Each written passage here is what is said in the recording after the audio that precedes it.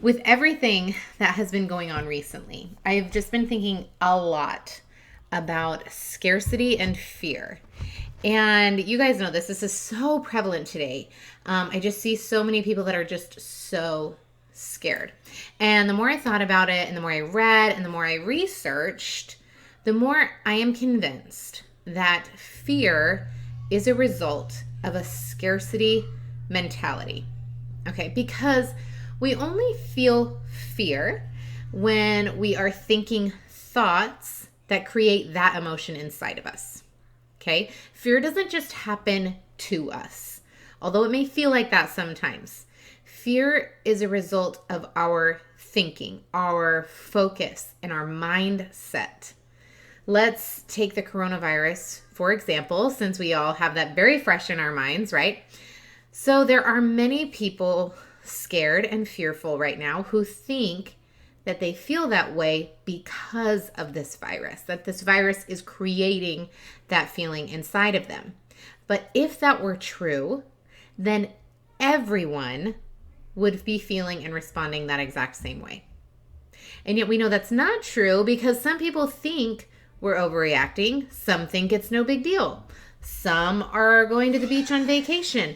And if it were true that this virus was creating or causing us to feel afraid, then there wouldn't be other people reacting in a different way.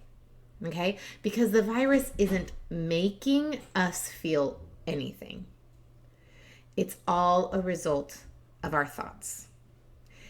Some people are thinking, this is so scary, or I don't know what's going to happen, which causes them to feel fearful.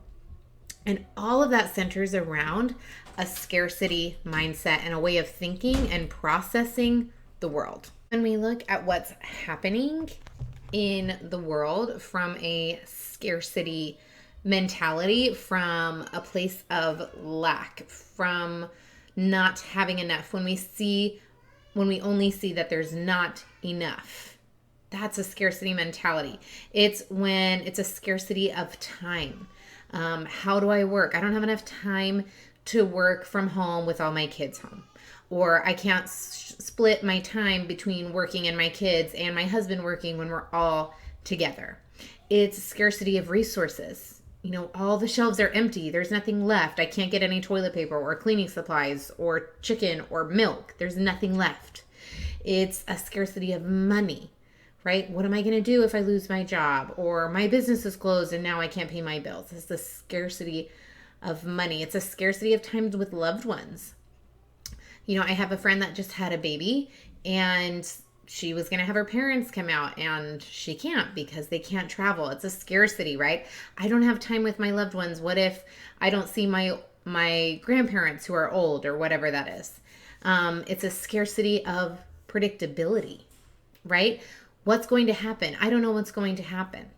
It's a scarcity of information, you know, wanting to stay on top to find the latest numbers and the latest data and everything that's coming through just as it comes through because you feel like you can't ever know enough about what's going to happen. It's a scarcity of faith, right? Now we're taught in the scriptures not to fear, that God is in control, that faith casts fear out, that those that are with us are more than those that are with them. And intellectually, you know, we know this, right? We get it. Intellectually, we understand it. We comprehend it. But when push comes to shove, and there's a virus that's infecting millions of people worldwide, it's much harder to put this in practice, especially when our minds are stuck in a scarcity mentality. Because all that does is lead to thoughts about how there isn't enough of anything, which leads to fear. And fear is the opposite of faith. So if scarcity leads to fear, it follows then that an abundant mindset leads to faith. Okay? Let's explore that a little bit more. Okay? So having an abundant mindset and living a life of abundance is when you're focused on all that you have all that you can create, all that you can contribute. So that even when things happen that are outside of your control, you're able to focus on the positive, on all that you do have.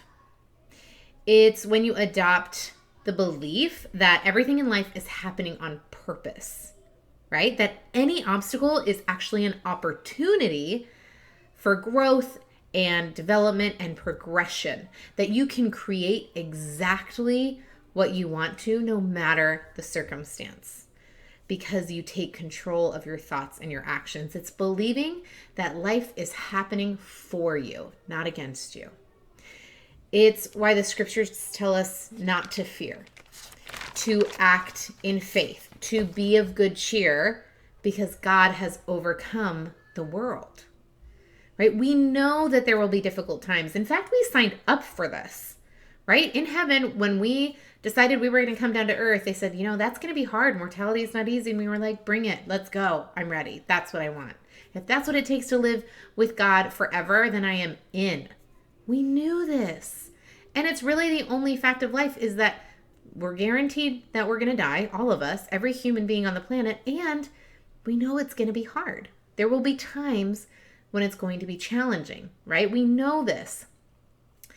But in an abundant, faithful mindset, we believe that all of these things are for our experience and will be for our good. In an abundant mindset, we don't focus on all that we lack, but on all that we've been given. So we are able to gain back our compassion and our trust and our ability to see the bigger picture. We gain back our faith not only in God, but in humanity and in ourselves.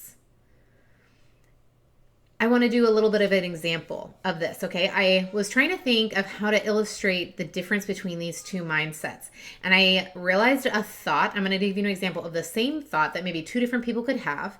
They could have the same thought, but with one having an abundant mindset, it creates a hugely, vastly different, completely opposite result than someone who has a scarcity mindset. So let's just take, again, the coronavirus as an example.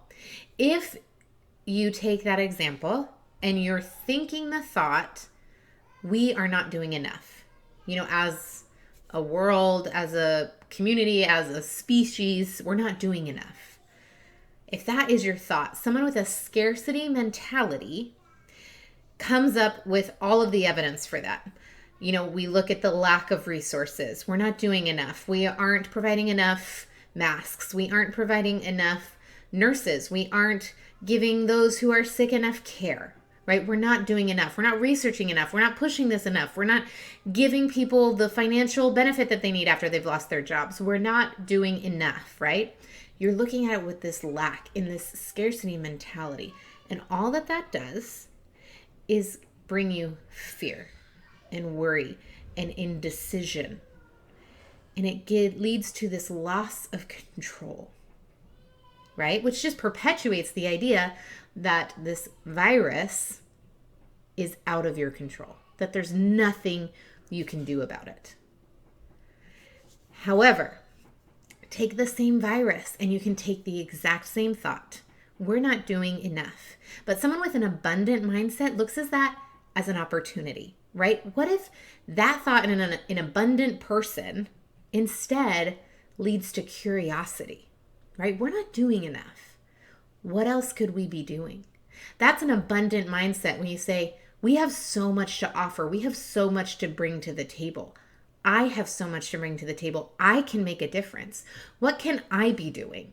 What can we be doing? And that leads to researching, thinking of solutions that haven't been thought of before. It's an opportunity for growth, right? It leads to reaching out to your neighbors. When in maybe the fear you would be having of we're not doing enough and there's this lack, then it's I need to buy everything off the shelves, and you're not thinking of your neighbors at all. You're not thinking about how they're doing. But in an abundant mindset, you say, no, there's plenty to go around, and what I have, I can share. What can I give? It leads to creativity. It leads to compassion and taking action and taking control.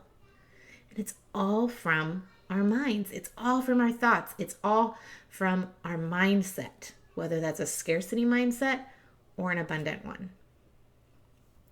So if we know that a scarcity mindset leads to fear and that an abundant mindset leads to faith, how do we switch? Right? Because when hard time comes, it seems like scarcity and fear are no longer a choice.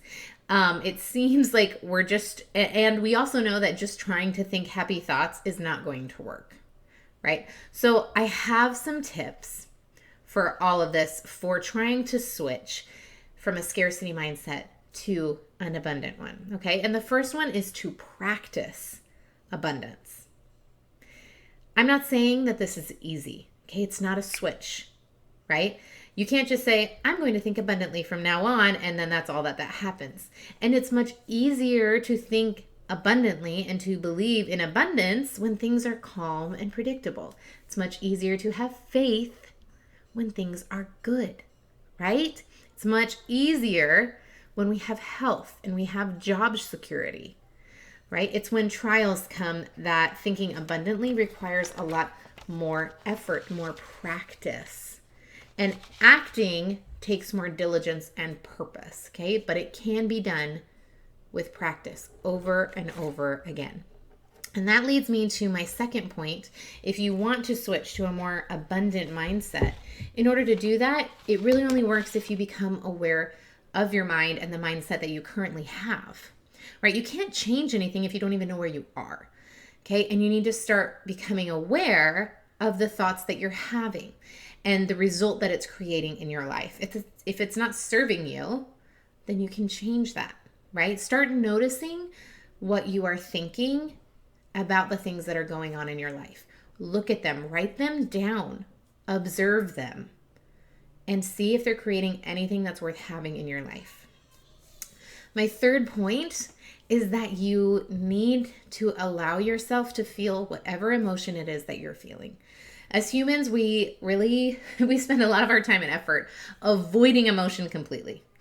And everything we do is, I don't want to feel embarrassed. I'm not going to do that. That's too scary. I'm not going to do it, right? We avoid that feeling, but all they are just emotions in our body, and they can't hurt you. So we spend so much of our time repressing that feeling, resisting our emotions, but that's not how it's going to help you. You have to allow yourself to feel it. So if you're in fear and scarcity right now, accept it. Be okay with it. Just let yourself be exactly where you are. Feel all of that fear, because the only way to get rid of it is to feel it. Otherwise, it stays stuck inside you. When we resist an emotion, we try to push it back down so that we don't feel it, but then it stays in you. It's when you allow yourself to feel it that it actually comes up and out, and then it's gone. So the only way to switch from a scarcity mentality to an abundant one, from fear to faith, from loss of control to control, is allowing yourself to feel your feelings. Be okay with wherever you are and let it all process through. Okay? And then my last tip for changing from a scarcity mindset to an abundant one is to take a look at what you believe. When it's all boiled down, do you believe in God? Do you believe that He's in control? Who is He to you? What do you know about Him? What do you think about Him? What do you feel about Him? Okay? If you're not even sure if you believe in God, if you don't know that you believe all of that, what if you just decided that you would start? Crazy, right? What if you just decided that you could believe anything that you want, and you decided that this was going to be what you wanted to believe? Because you can, you can believe anything that you want. And faith is a choice. I did a previous podcast episode on this. It's called Choosing Faith. Go listen to it. Okay? Faith is a choice. You get to believe anything you want. So look at your faith. What do you believe? What do you choose? Are you going to choose security or scarcity? Are you going to choose fear or are you going to choose faith?